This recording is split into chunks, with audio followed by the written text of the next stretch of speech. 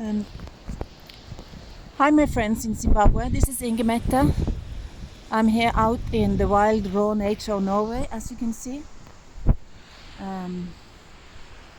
Very steep and cliffs, plenty of stone and high mountains. This is our rocks.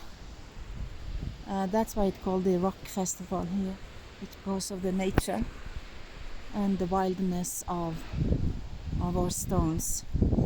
And that is the connection with what I understand is you like to do in Zimbabwe, is to have stone musical festival or art festival, art in nature. Yes,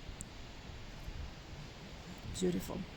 So I will bring you back into the stage afterwards so you can see the music. I just wanted to show you the formation of the rocks.